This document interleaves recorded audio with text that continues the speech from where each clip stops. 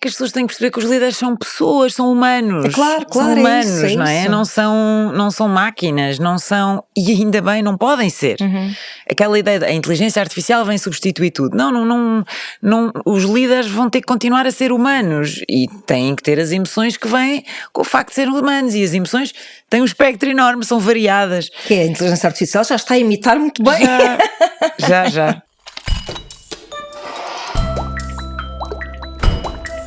Enquanto líderes mundiais legitimam estilos mais despóticos de liderança, no mundo do trabalho as pessoas reivindicam mais empatia, respeito pela vida pessoal e orientação com propriedade, mas sem autoritarismo. Será possível liderar com empatia? Podem os líderes ser vulneráveis? Quanta da força da liderança é roubada à saúde mental? Sejam bem-vindas e bem-vindos ao Igualmente, o podcast e videocast sobre diversidade, equidade e inclusão da IKEA Portugal. Eu sou Ana Markel e tenho comigo a jornalista e comentadora Mafalda Anjos, bem-vinda Mafalda, e também a Cláudia Antunes, responsável da secção de decoração na IKEA Matosinhos, bem-vinda Cláudia. Vamos falar de liderança e eu adoro meter umas biscas de vida pessoal aqui no meio deste podcast. E isto é mesmo verdade. O meu pai costumava dizer-me que eu tinha muito jeito para liderar e que eu tinha nascido para ser líder.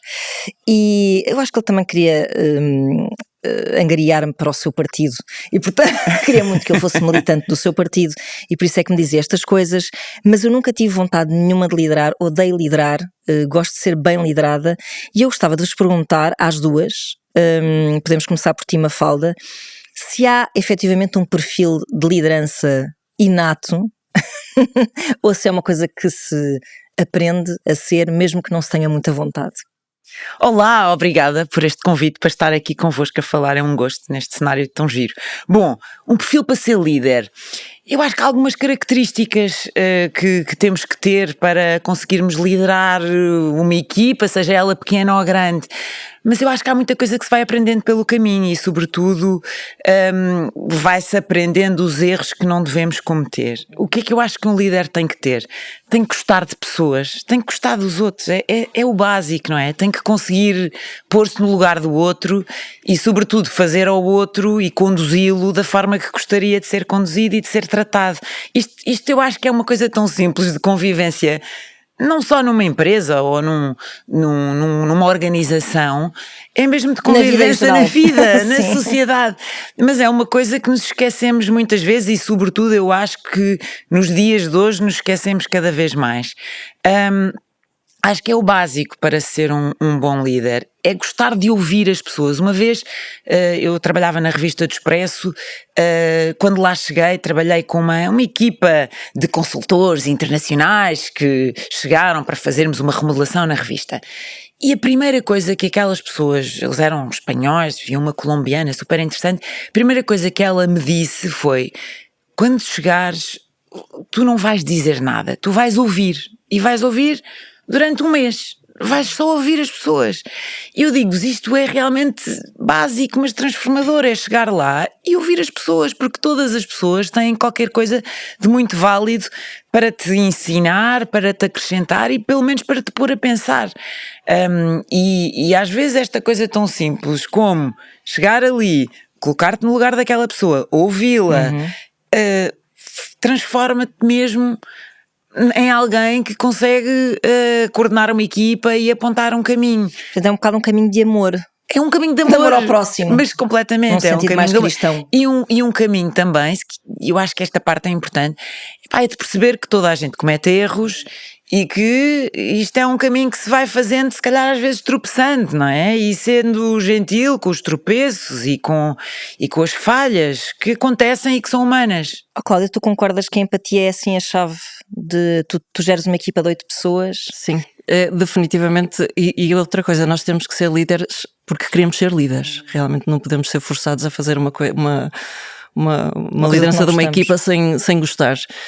Eu lembro quando fui para a IKEA, já estou há 18 anos, nunca tinha liderado uma equipa e fui liderar uma equipa de 45 pessoas e fui cheia de vontade. Portanto, se era uma coisa que Cheia de estava vontade comigo. e sem medo. E sem medo. Cheia de estava vontade comigo. e sem medo. E sem medo. Ok. Se era uma coisa que estava comigo, não sei, mas que aprendi muita coisa, sim. Portanto, é capaz de ser um 50-50. Ok. Temos alguma coisa dentro de nós que nos faz querer ser líderes de uma equipa, mas também se aprende muita coisa. Aprende-se com pessoas que já são líderes há mais tempo e aprende-se com o tempo. A fazer asneiras, ou aprende-se com os outros, a ouvir os outros, a ouvir o que é que as outras pessoas precisam, a ouvir o que é que a nossa equipa precisa de nós.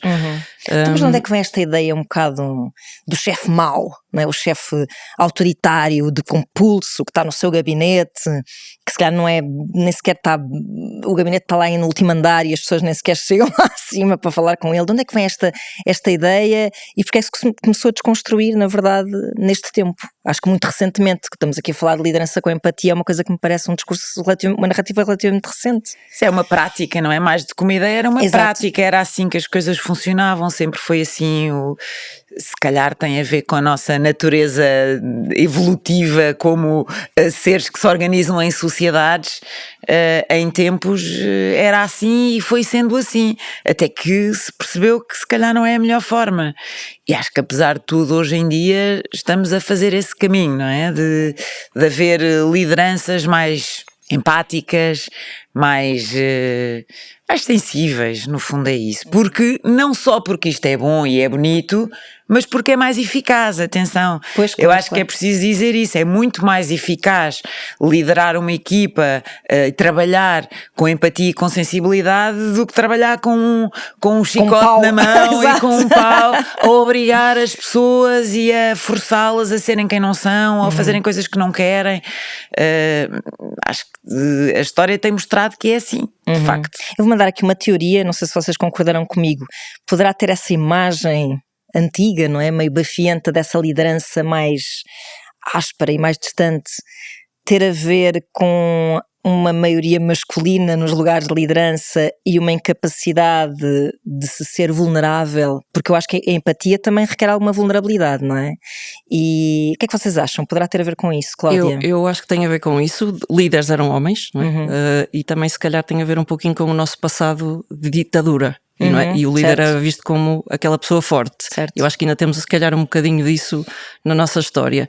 E obviamente que isto foi mudando nos últimos 50 anos, mudou muito, e o líder empático é fundamental. E é mesmo, como estava a dizer, não é porque nós somos boas pessoas, quer dizer, eu não sou empática com a minha equipa porque sou ótima pessoa, é porque eu tenho que garantir que eles estão bem para atingirmos resultados. Obviamente que eu faço por preocupação genuína pelas pessoas, claro, não é? Claro. Mas nós sabemos que se as pessoas não estão felizes no local de trabalho, também não vão produzir da mesma forma que produzem com um ditador ou com um chefe que está lá em cima e é inacessível. Claro. O que nós tentamos fazer na IKEA é ser pessoas acessíveis e que as pessoas tenham à vontade para vir falar connosco do que poderá estar a ser difícil lidar, ou a vida pessoal deles também é importante, que era uma coisa que há muito tempo atrás era impensável. Isso estar a ser discutido. Isto na IKEA, o líder empático definitivamente é algo faz parte da filosofia da parte, empresa, sim. não é? O que é que tu achas, Mafalda, em relação a esta história mais masculina que pode ter? Sim, sem dúvida, não é? Esta coisa das mulheres em lugares de liderança é, apesar de tudo, uma coisa muito recente. Nós, quando olhamos para trás, a história é feita de homens a mandar e a testosterona traz isso, não é? Uma agressividade, uma conflitualidade. Se calhar, eu gosto deste exercício, que é completamente é utópico e não leva a lado nenhum, é um exercício criativo quase, de pensar o que seria o mundo se tivéssemos tido mais mulheres líderes há mais anos. Se calhar era qualquer coisa muito diferente, não saberemos. Mas eu gosto de pensar que muitas guerras teriam sido evitadas se tivéssemos tido mulheres com filhos, com uma sensibilidade diferente, em lugares que podiam fazer a diferença, claro, de liderança. Acredito mesmo que sim. Mas vivemos tempos hoje em dia um bocado inquietantes e nós falávamos um bocadinho disto antes do podcast ser começado a gravar. Era todo um outro podcast. Era outro podcast, mas a verdade é que é isso, não é? Vivemos tempos hoje em que estes temas do que é o lugar do homem e o da mulher levantou muitas dúvidas e muitas inquietações, e acho que há de facto miúdos e homens jovens que não sabem muito bem onde se colocar neste mundo em que de facto tem que haver igualdade entre homens e mulheres. Agora, é preciso ter esperança que de facto isto está a ir para um sítio melhor, com um caminho que pode ser feito com interrupções, como nós dizíamos há pouco. É isso, será sempre, não é? Nunca é direitinho. Cláudia, nós estamos aqui a falar desta capacidade de ser empático, e eu acho que começa também por sermos empáticos para connosco próprios, e tu tens uma história relacionada com saúde mental que te vulnerabilizou provavelmente perante a tua equipa. Tu tiveste uma depressão, foi diagnosticada uma depressão. Como é que tu sentiste que isso te fragilizou, ou que por outro lado te empoderou? Porque eu acho que, não sei, na minha ótica eu acho que é bom vulnerabilizar-nos. Isto fragilizou sempre para depois empoderar. Pronto, eu diria isso, assim. Não é? O processo costuma ser esse. Sim, eu ainda tenho depressão, pronto. Eu também gosto de frisar isso, porque acho que é importante não estar aqui a contar uma história só de sucesso, claro. Porque acho que nós estamos sempre muito focados em contar histórias de sucesso, e eu considero que o facto de eu ainda ter depressão, mas mesmo assim estar tão consciente das minhas capacidades, já é uma história de sucesso. Já é uma história de superação. Mesmo não tendo, estás aqui num podcast a falar sobre isso. Exatamente, sim. Eu não posso estar aqui a dizer, não, eu já não tenho depressão, eu passei por uma fase difícil e já não estou. E vocês também vão conseguir. Eu ainda cá estou. Eu sofri de autoestigma, portanto, o estigma que existe em relação à depressão, eu absorvi-o, e a certa altura eu achei que não era capaz. Portanto, é um trabalho que eu fiz durante 15 anos e que sempre fui capaz, e trabalhar sob pressão é normal, isto faz parte do meu dia-a-dia. Chegou a uma altura em que eu própria achei, eu vou ter que me ir embora porque eu não sou capaz de cumprir com as minhas funções, eu não estou a ser correta. Se estiver aqui neste estado tão em baixo e negativo que se fica com uma depressão, e isto, eu diria que metade do sofrimento que vem de uma depressão no local de trabalho, isto mais direcionado para o local de trabalho, vem com a necessidade tão grande que nós temos de esconder que temos uma depressão. Portanto, eu não estava só a sofrer com a depressão, eu estava a sofrer pelo facto de, será que alguém está a reparar? Será que alguém está a ver? Será que eu estou a tomar conta da minha equipa da forma como devia? Eu não devo estar a ser boa chefe porque eu estou tão cansada. E esta preocupação ainda agrava mais a situação em que nós estamos. E por isso eu vim cá falar, não porque acho que toda a gente tenha que contar dos problemas de saúde que tenha no trabalho, não temos, mas temos que se calhar deixar de ter medo de ser vulneráveis e de se calhar exigir aquilo a que precisamos. Ok, preciso de abrandar neste momento, precisas de abraçar a ti própria na condição que estás a viver, não é? E o facto de nós estamos com tanto medo do estigma que isto possa ter, e que as pessoas deixem de me ver como líder porque eu estou a passar por uma fase difícil, isto tem que desaparecer, e quanto mais pessoas houverem a falar sobre isso, acredito que melhor, porque menos pessoas se sentiram sozinhas nesse estado. Sim. Mafalda, quantas pessoas no jornalismo e concretamente em casos de liderança terão depressões não diagnosticadas?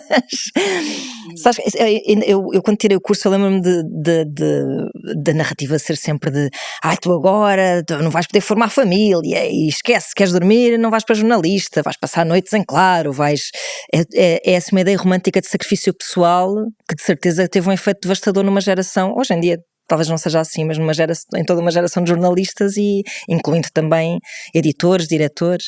É uma das razões pelas quais não há tantas mulheres em lugares de chefia no jornalismo, porque aquilo era uma prática que implicava noitadas, grandes sessões de trabalho, dias a fio, saídas.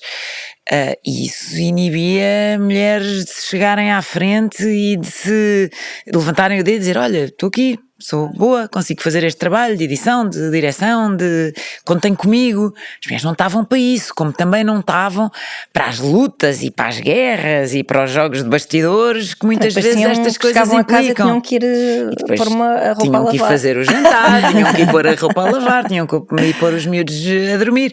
De facto havia tudo isso, não é? E por isso sim, era uma profissão muito romantizada nesse sentido, com os rituais muito próprios, que de facto incentivava tudo isso, afastamento das mulheres e problemas de saúde mental vários, ansiedade, depressão, burnout, é uma coisa super frequente nas redações hoje em dia. O que é que eu acho que é bom? É que hoje em dia se fala disso e assume-se isso com muito mais naturalidade e com... E há esta geração mais nova do caminho, porque pronto, sou uma senhora na meia-idade, não é? Somos só senhoras nesta Sou uma senhora na meia-idade. Três senhoras a conversar.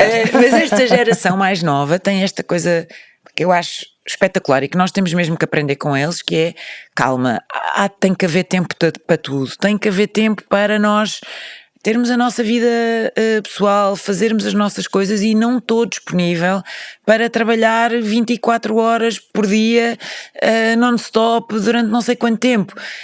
E isto é bom, porque sim, o jornalismo é apaixonante e nós temos aquele sentido de missão, não é? De temos que contar esta história. Que às vezes pode muito bem engolir a vida pessoal, esse sentido de missão. E é preciso um equilíbrio, claro. Sempre, como é óbvio, é preciso um equilíbrio. E eu acho que estes miúdos têm isso organizado na cabeça deles de uma forma muito mais sensata. E estão a mudar as redações. Estão de facto a mudar as redações e não só as redações, os locais de trabalho em geral. E hoje em dia já não é tanto assim. Mas realmente há imensos casos de depressão, de ansiedade, de burnout. E é preciso lidar com isso e criar ambientes que propiciem, por um lado, quer dizer, as pessoas assumirem isso não como um falhanço, falhei porque tive uma depressão ou um burnout, sim, se calhar este contexto também é preciso mudar, de maneira a que estas coisas não aconteçam tanto, que o ambiente não seja tão tóxico, claro, não é? Claro, que haja pelo menos o conforto que a Cláudia teve em conseguir assumir e viver melhor com isso, não é? Não viveres naquela tensão constante. Sim, isto essencialmente é o que nós temos que fazer é pedir ajuda. Exato. Quando nos sentimos assim. Claro. E temos que ver uma questão de saúde mental como vemos qualquer outra questão de saúde. Nós partimos uma perna, vamos ao ortopedista, não é? E não pode haver aqui um estigma. E não podes esconder o gesso. Não, exatamente. Mas ainda há muito esta questão, se alguém parte realmente a perna, tem que ir 2 meses para casa e depois quando regressa precisa de fazer sessões de fisioterapia dia sim, dia não. Exatamente. Ninguém tem questão nenhuma de ir dizer, olha, vou ter que sair todos os dias 1 hora mais cedo para ir. Mas se eu preciso de ir todas as semanas fazer uma sessão de terapia com um psicólogo, muito mais dificilmente fazemos esse pedido. É verdade. Por receio do que vão ficar a pensar de nós, não é? Porque isso. olha, a Cláudia está a precisar de ir fazer sessões de terapia e houve uma altura em que realmente não fui fazer a quantidade de sessões que precisava de ir fazer para não ter que estar a fazer esse pedido. Mas isso agora para mim é completamente impensável. Eu acho que isso não é? está a mudar, não é? Porque as pessoas estão a perceber que fazer terapia é mais ou menos como ir ao ginásio. Claro. Quer dizer, nós vamos ao ginásio tomar conta do corpo e pôr o corpo funcional e musculado. Quer dizer, é a mesma coisa com a cabeça. Mas atrevo-me a dizer que está a mudar na nossa bolha, porque calhar, ainda há muita...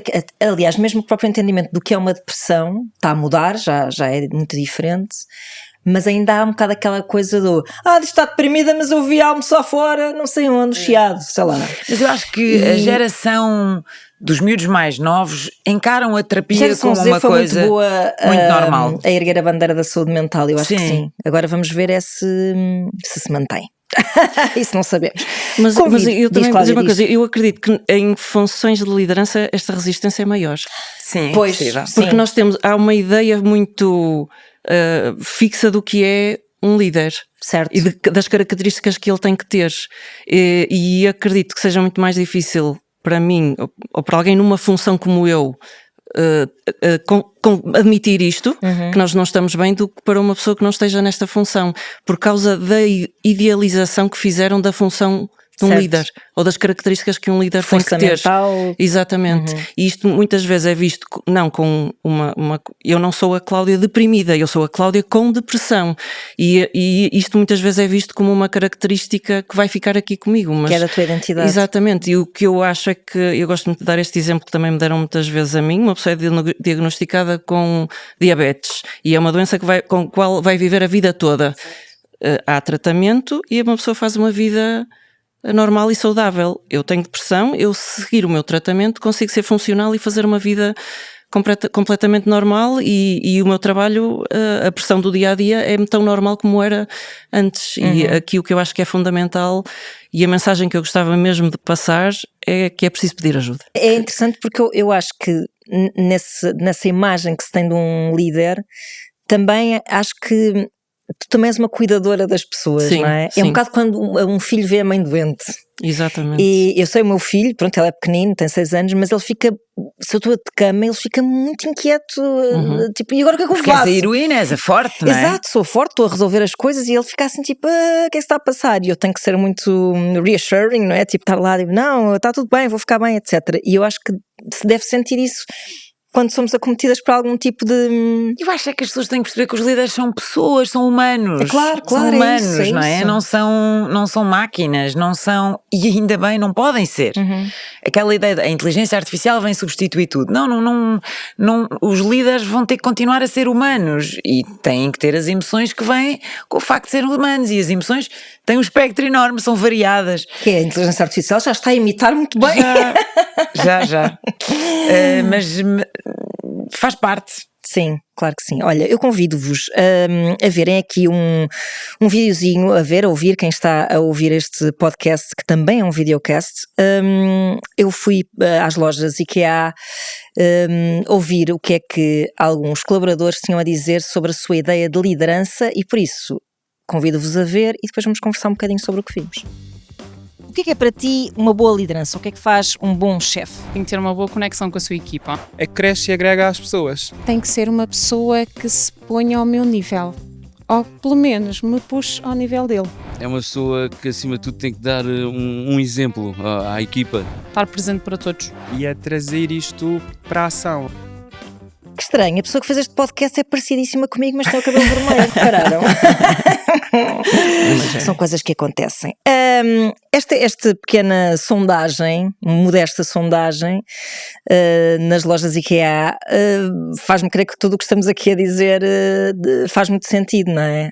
Falou-se muito de empatia, de proximidade, de igualdade também, de exemplo, exatamente, de motivação. O que é que vocês têm a dizer acerca disto?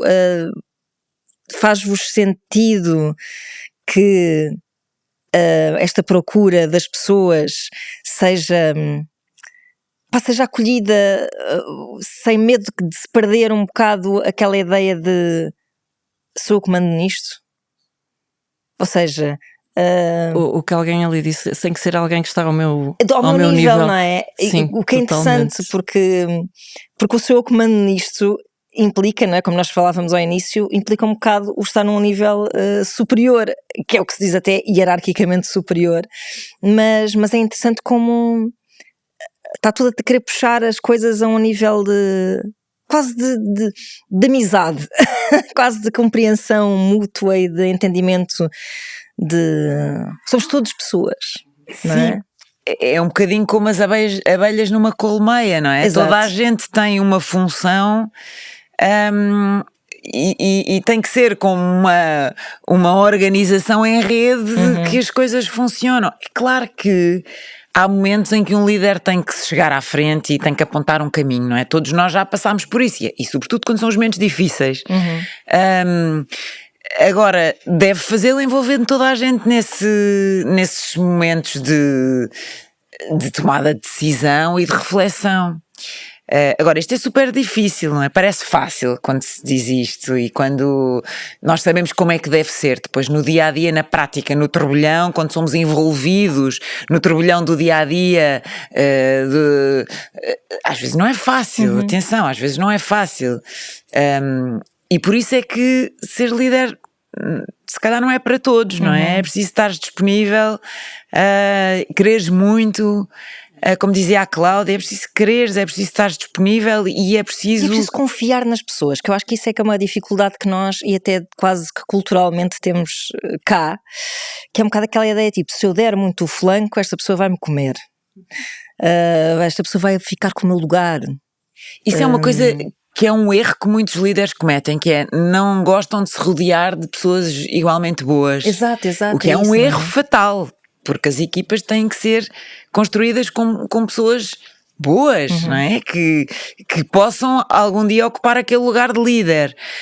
Aqueles líderes que resultam melhor e as empresas e os projetos que que são realmente bem-sucedidos são aqueles em que os líderes não têm medo de se rodear de outras pessoas igualmente boas. E se não é? pensarmos bem, estamos a facilitar a nossa própria vida, não é? Porque verdade, quanto sim. melhores foram as pessoas na nossa equipa, Claro. quanto mais conhecimento tiverem, menos têm que fazer, não é? Claro. Facilita-me a vida a mim. Sim, Eu costumo sim, dizer que a equipa ideal é aquela equipa em que eu só tenho que fazer uma pequena supervisão, em que já não preciso fazer Claro. nada, porque eles já têm o conhecimento todo que precisam para serem independentes e para tomarem decisões sem receio. Isso facilita-nos a vida muito a nós. E se pensarmos bem, também se estamos aqui a falar de saúde mental, quanto mais nós conseguimos delegar, menos sobrecarga nós temos sobre nós. E se dividirmos por uma equipa uma série de responsabilidades, estamos a facilitar a nossa própria vida. Claro que E sim. aprender a delegar e a empoderar Isso também é uma os coisa outros. que me atazana um bocado na ideia de liderança. Se me pusessem à frente de alguma coisa, que é essa ideia do delegar, e não é por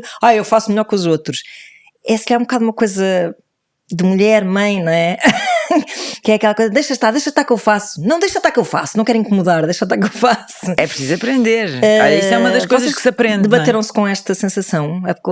Tiveste que aprender, Mafalda, tu, aprender Eu acho que é uma coisa que se aprende, porque é tentador tentares controlar tudo e gerir tudo, e depois não dá. Pronto, na prática não é possível, não é? Não dá. Eu liderei equipas com muita gente e não é possível.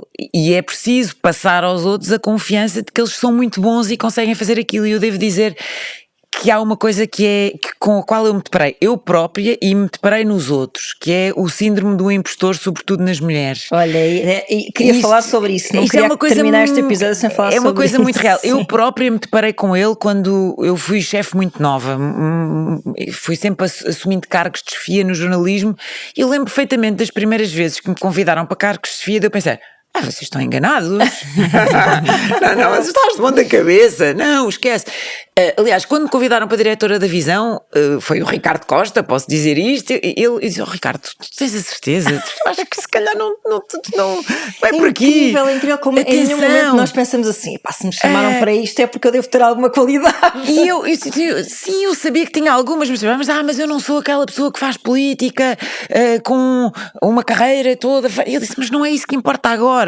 O que importa agora é uma pessoa que o teu perfil não é uma pessoa que tenha feito política a vida toda. Pronto, e depois lá fiz política, isto foi há muitos anos, há 10 anos, quase, mas o primeiro instinto é, se calhar não sou, estás enganado, olha, pensa bem.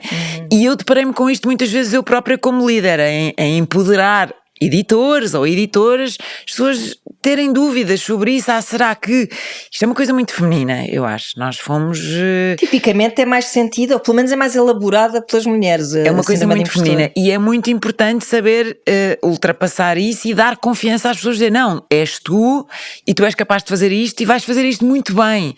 E é importante acreditar naquela pessoa, às vezes até mais do que aquela pessoa acredita nela própria, não é?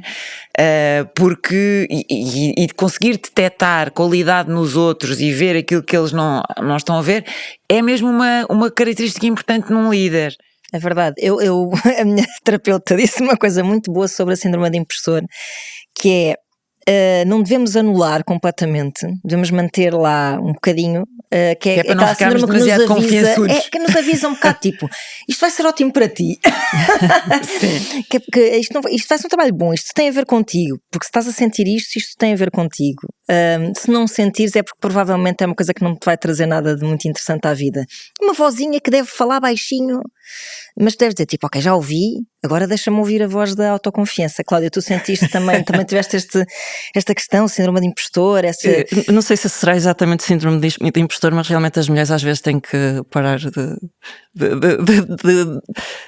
acreditar tão pouco nelas. Exato, sim. Eu vi uma vaga interna uma vez e estava a ver os critérios todos e assim, eu não cumpro com este aqui, não me vou candidatar. Isso é um clássico. E eu fui olha, eu queria muito candidatar-me a isto, mas eu não vou candidatar. E ela assim, isso é tão, o que me responderam foi assim, isso é tão típico das mulheres, então mas tu achas que tens que cumprir tudo? Vai, candidata-te. Ok, pois realmente isto é mesmo típico, não é? Uma outra- Se fosse um homem, aposto que aquela que ele não cumpria nem sequer reparava Nem sequer nela. via, exatamente, Exatamente, pois ia cheio é. de confiança a concorrer à Pois vaga. é. É a mesma coisa a organizar conferências. Eu organizei dezenas de conferências na minha vida. Eu tinha que convidar era a média, 2 a 3 vezes mais mulheres para conseguir ter um painel paritário.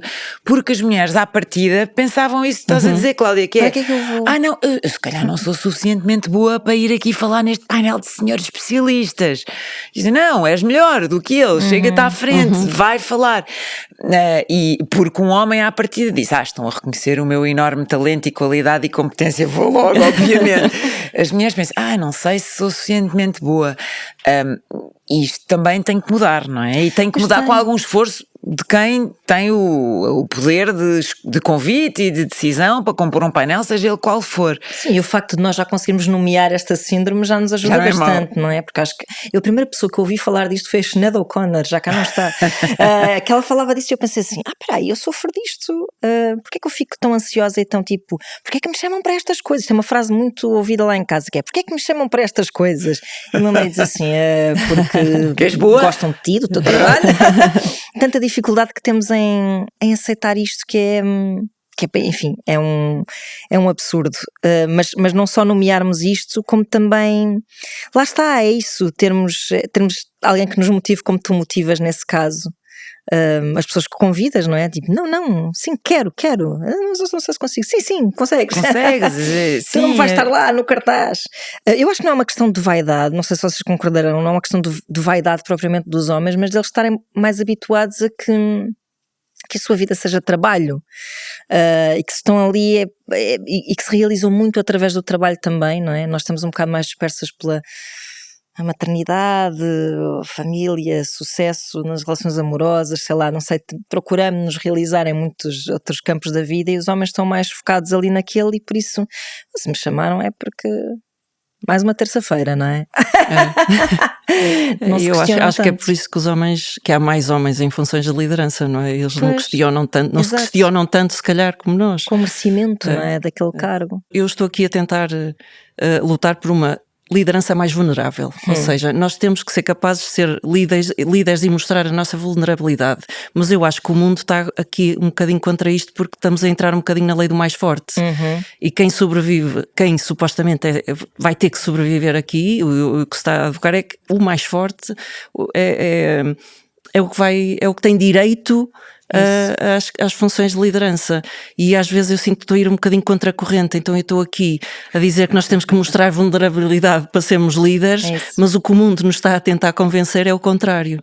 É verdade, até aos mais jovens, a obsessão com a performance Sim. e com o sacrifício, com o estoicismo, essas coisas todas que estão a acontecer vão muito contra aquilo que a gente está a dizer, ou seja, quando nós dizemos já mudou muita coisa, está prestes a mudar tudo outra vez, não é? É que a evolução social é feita de ciclos e de avanços e recuos, não é? Tivemos um avanço grande na última década, se quiseres, do wokeismo, aquela palavra que é amada e odiada, com muitos progressos sociais e no fundo... Essa própria conquista da geração Z de que tu falavas vem daí, da vida pessoal, dessas coisas todas. Precisamente, não é? No fundo... pôr em prática o que são princípios e valores fundamentais que já estavam definidos se calhar há muitos anos, mas que não existiam na prática, na realidade, no dia-a-dia, na sociedade. Isso avançou muito e agora há quem não se consiga encaixar e enquadrar neste novo mundo em que, por exemplo, homens e mulheres são iguais. Brincávamos e dizíamos, agora até as botijas de gás já são leves, portanto os homens já não sabem muito bem, nós já conseguimos abrir os jarros. O truque é bater com a tampa assim, e conseguimos abrir sozinhos, já não é preciso um homem para fazer isso. Portanto, alguns rapazes hoje perguntam-se, então, mas agora qual é que deve ser o meu papel? Se ela ganha o mesmo do que eu, se ela trabalha tal como eu, se as botijas de gás já são leves, se ela chega a casa e monta um móvel do IKEA muito facilmente e já não preciso eu para montar aquilo, o que é que eu faço hoje? Em que é que eu me notabilizo e distingo? E, portanto, há aqui um backlash, não é? Um revoltar atrás de alguma fatia da sociedade que não sabe tão bem onde se enquadrar, porque, olhando para trás, e há este viés da retrospecção idílica, que é mesmo um viés diagnosticado sim, e estudado, claro. Que é tendemos a olhar para trás e a achar que o passado é sempre muito melhor do que aquilo que ele foi, porque nós tendemos a esquecer o que foi mau. Claro. E éramos mais jovens, o que e ajuda éramos tudo. mais jovens, enfim. E portanto há aquela coisa de olhar para o passado e pensar, mas então no passado havia um lugar muito mais óbvio para os homens. Eles eram os homens que punham comida na mesa, que traziam o dinheiro para casa, que resolviam as coisas. E para as mulheres também era mais fácil, porque se calhar ficavam em casa e não tinham que se confrontar com os problemas todos do dia a dia e com ir ganhar dinheiro e com montar móveis, enfim. E portanto há aqui uma tentação em algumas fatias de voltar ao passado. E depois é preciso dizer isto, há os algoritmos das redes sociais a funcionar, que é uma coisa que nós ainda não chegámos lá, mas quer dizer, o mundo mudou muito e mudou em certo sentido graças a redes sociais que fazem com que a percepção que nós temos do mundo seja filtrada por um conjunto de algoritmos e de entidades distantes que nós nem sequer conhecemos quais são. E cuja agenda será, se calhar, muito sinistra. Não temos a certeza bem, mas que faz com que esta mensagem seja amplificada e passe, não é? E por isso nós estamos a viver tempos estranhos. Isso que a Cláudia dizia é bem verdade.